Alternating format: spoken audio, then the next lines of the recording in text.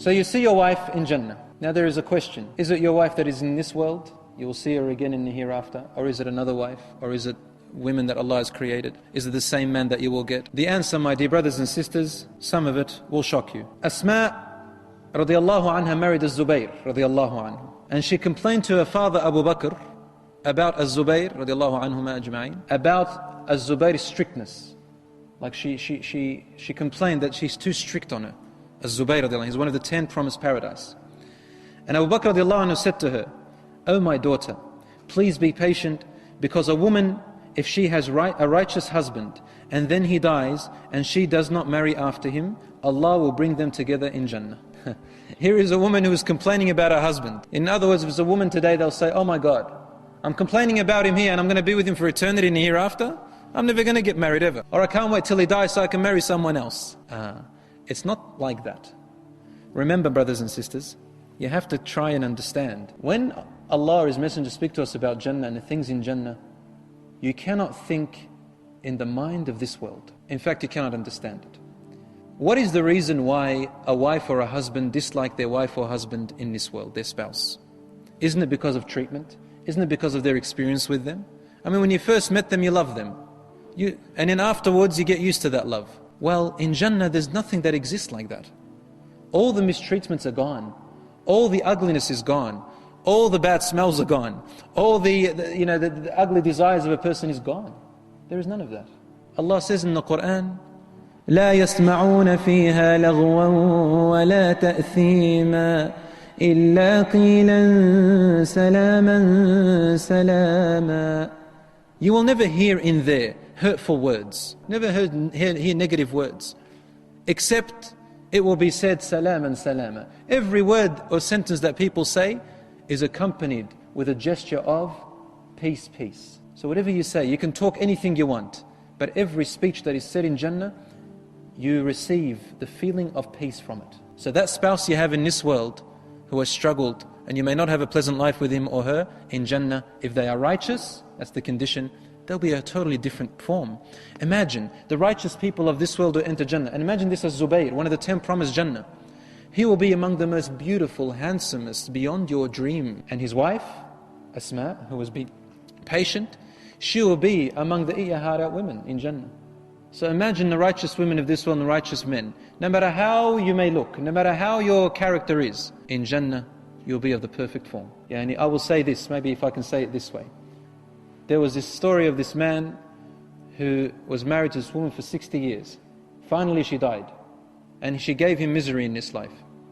When she died a Muslimah. At their grave, the Shaykh said, "Oh Allah, unite her with her husband in Jannah." The husband looks at him and says to him, "Please, Ya Shaykh, 60 years of my life in misery, you want me to live for eternity in misery?" Now, if that old man knew, if he knew that his wife is going to enter Jannah, and he went to Jannah and he saw her there, the first one he will desire is her. So this person you see in this world, when you go to Jannah, you say, "Who is that? Who is that?" And they say to you, "This was your spouse in the world." And you say, "I can't believe it." No. My spouse in that world was, he used to stink. He used to look like this. If he spoke, he didn't say pleasant words. He forgot to buy me gifts. He forgot, about this and never complimented me. In Jannah, he's complimenting me, smiling to me. Oh my God, I want to live with him forever. It can't be my spouse that I had in that world. But he is. And so, my dear sisters and brothers, don't think of the mind of this world. A woman came to the Prophet ﷺ, an old woman, and said, "Ya Rasulullah, will I enter Jannah?" He looked at her and wanted to be humorous with her. He said to her, "No old women will go to Jannah." So she got a little bit hurt there. What's this? And when the Prophet ﷺ noticed it, he said to her, "You will enter young.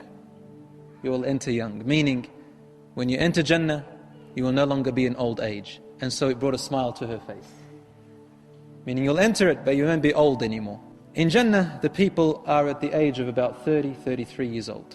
Prime age. In this world, you may look at 30, 33, they may have a few white hairs, right?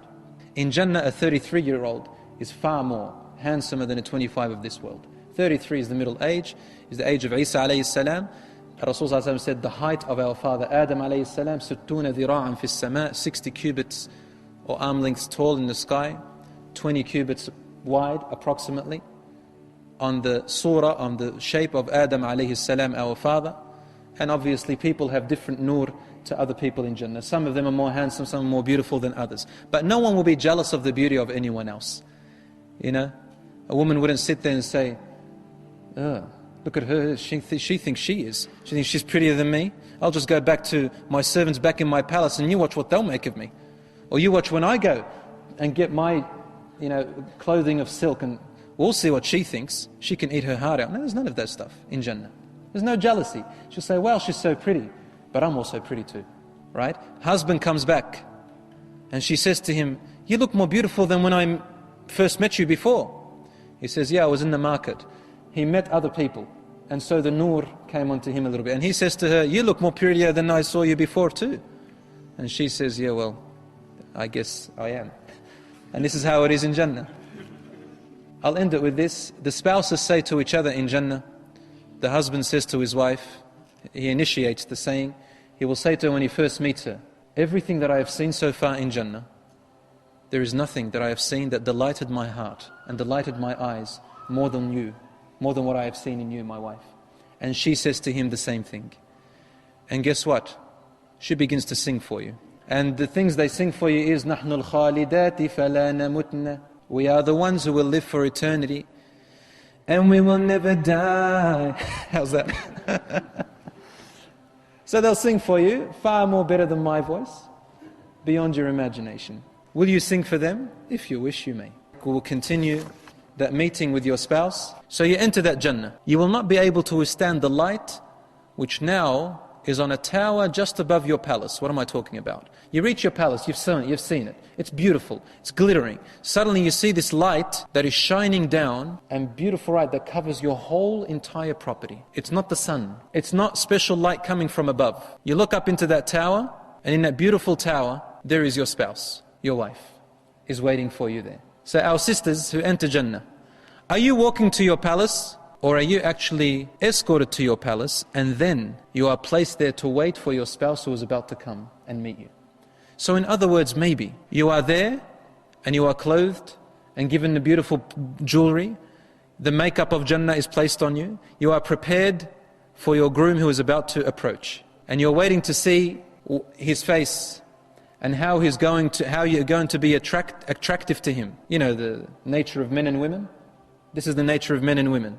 Women love to beautify themselves to attract their husbands first, even though the husbands also attract their wives. But in the first stage, the woman loves to beautify herself as in her nature.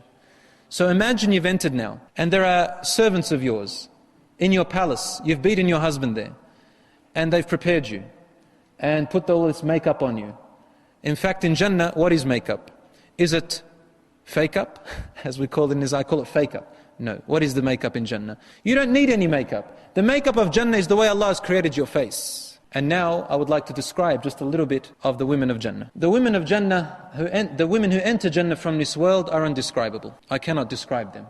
The hadiths and the ayat in the Quran have not described the women of this world who enter Jannah. But what have they described? They've described the women who are created in Jannah, the Hur al-Ain. As for the descriptions of the women who enter Jannah, they are beyond their beauty. Forget it. They will look like they were just insignificant, just a little pearl they wear around their neck. That's all it is really. So the Hur in Jannah, the women of Jannah. Al-Rasul sallallahu alayhi wa sallam says, وَلَا نَصِيبُ رَأْسِهَا. A crown or a tiara of a princess or of a queen. So the crown or a tiara that she wears on her head. Not even talking about her head. We're talking about the tiara, the crown that she wears on her head. From her beauty, خَيْرٌ مِّنَ الدُّنْيَا وَمَا عَلَيْهَا. Al-Rasul sallallahu alayhi wa sallam said, it is better than the whole world and everything that's on it. In another hadith, which is also sahih, he said, if her face were to be shown to the people of the world, there will be a world war over her.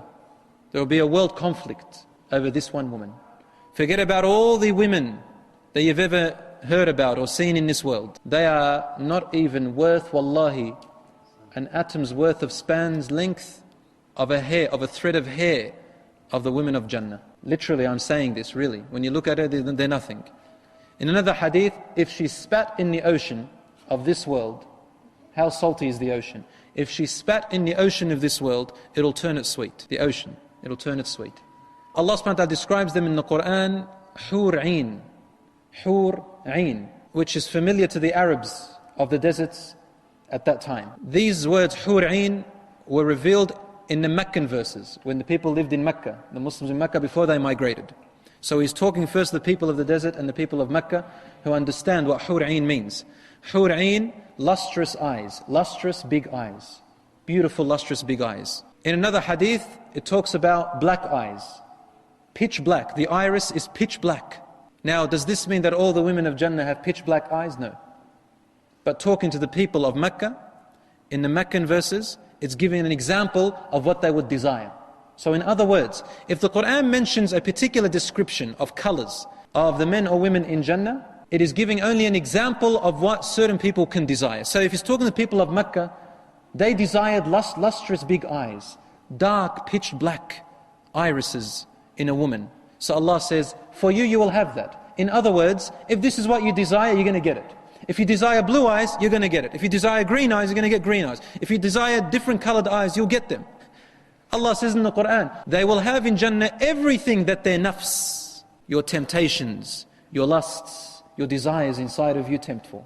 Anything the nafs desires for, you can have it. وَتَلَذُّ أَعْيُنُهُمْ, whatever their eyes want to taste. Taladh, meaning to taste.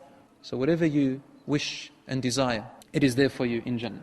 But the most beautiful thing of the women of Jannah is their nur, the light that emanates from them. And they have been clothed with clothing from Jannah, harir, silk of the most finest that you could ever imagine. So in other words, whatever your feelings want, whatever your eyes want, whatever your anything, it is there. We hope you will continue to enjoy our content. Don't forget to subscribe.